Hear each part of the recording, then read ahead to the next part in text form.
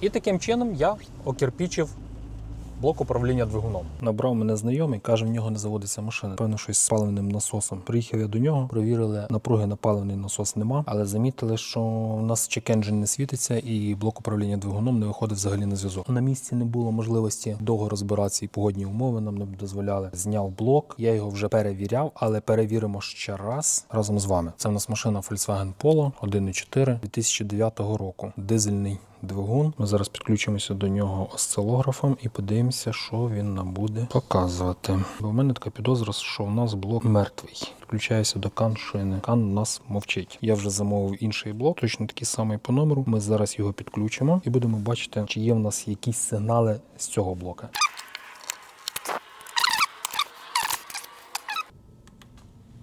Ну, і ми зразу бачимо, що він почав спілкуватися. Току він бере 0,33 ампера. Зараз шукаємо варіанти, як відключити мобілайзер. Будемо щитувати прошивку КТ-200. Відправляємо калібровщику, чекаємо відповіді, зашиваємо, підключаємо на машину. Так, ми підключилися через КТ-200. Вибрали сам блок. Включилися до блока питання. Включаємо. Включаємо тут, включається тут.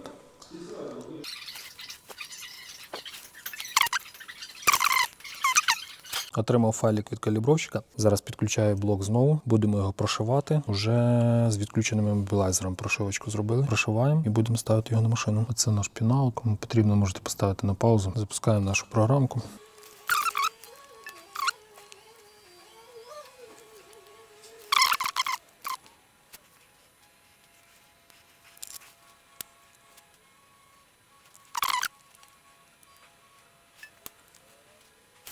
Їдемо ставити до машини. Зараз буде момент істини. Так, блок поставили. Включаємо запалення. Чек тепер є. Але моргає лампочка мобілайзера.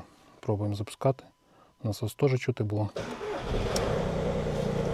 Машина запустилася. Але ключик моргає. Зараз будемо читати, дивитися, які там помилки є. Підключили аутел. Є купа помилок, вже просканували. Зараз їх повидаляємо, подивимося, що у нас залишилося.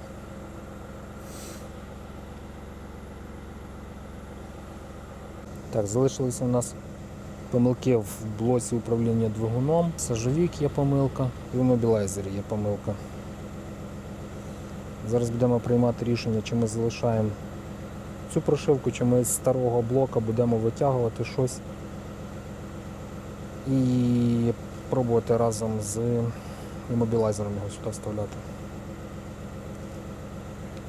Так, у нас є новий файлик, прислав калібровщик. Зараз ми підключаємося до блока, пробуємо записувати його, підключати на машину.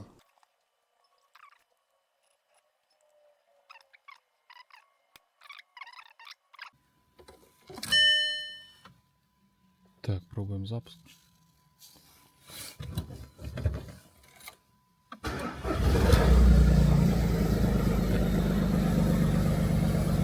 Все те саме.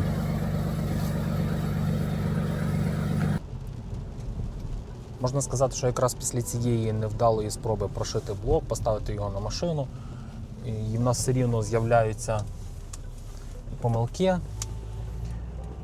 У мене трошки закінчилося терпіння, тому що це було розтягнуто все по часу. Трохи закінчилося терпіння. І коли я його привіз до себе вже блок, знову зняли з машини, привіз до себе, я тут вирішив записати файл, той, який я вичитав з його оригінальної прошивки. Так як мало інформації по цих блоках, то я не знав, чи там є отіпізони, чи немає там отіпізони. Кожен раз напрягати калібровщика для того, щоб цей файл міняти. Потім треба було домовлятися з товаришем для того, щоб їхати на машину, це все ставити, провіряти, потім знову. Я вирішив записати оригінальний файлик, вирішив записати на блок, який донорський. Після чого в мене блок перестав просто виходити на зв'язок. І таким чином я окірпічив блок управління двигуном. Товариш власник машини знайшов розборку, де можна було купити блок управління, іммобілайзер, ключ, все в зборі. Щоб поставити на машину і не заморачуватися, воно обійшлося йому в районі 200 євро, а блок, який попередній ми ставили, він коштував здається, 55 євро, до 60 євро, щось таке.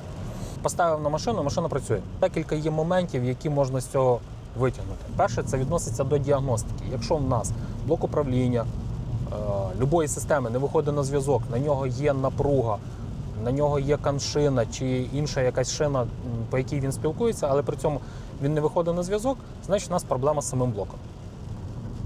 Не витрачаємо багато часу, бо того, що можна шукати свої підтвердження дуже довго, знімаємо блок, або його ремонтуємо, якщо це можливо його відремонтувати, або його міняємо.